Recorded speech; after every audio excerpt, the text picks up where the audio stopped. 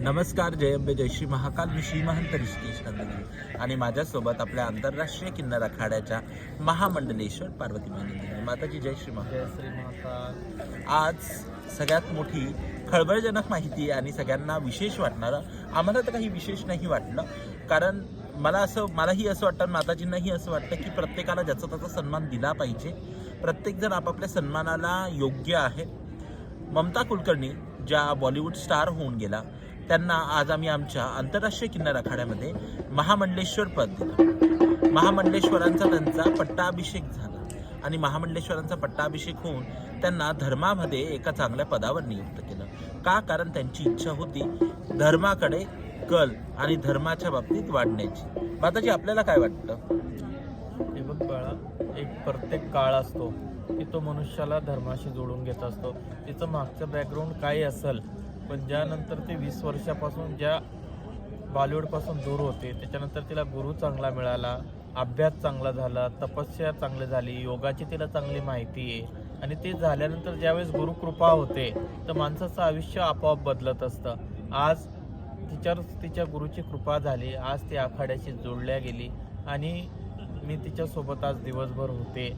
मला तिचं वागणं ते सगळ्यात कळलं की एक धार्मिकता माणसाच्या मनात कशी उरू शकते. सनातन हा खूप मोठा धर्म आहे. सनातन संघ जो जुळतो ना, सनातन त्याला आपलंसं करून घेतं. आपलंसं करून असतं. जय श्री महाकाल. जय श्री.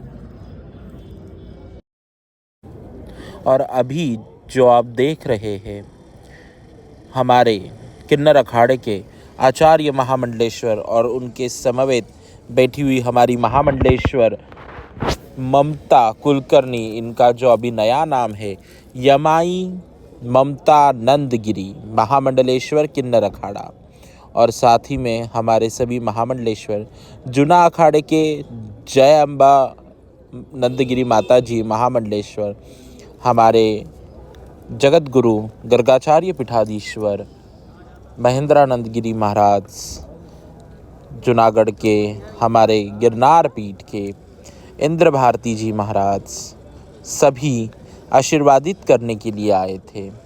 हमारे जुना अखाड़े के सभी महात्माओं ने, किन्नर अखाड़ा के महात्माओं ने हमारी ममता कुलकर्णी जी को आशीर्वाद देकर कृपा आशीर्वादित किया और उन्हें महामंडलेश्वर पद के ऊपर आसीन किया.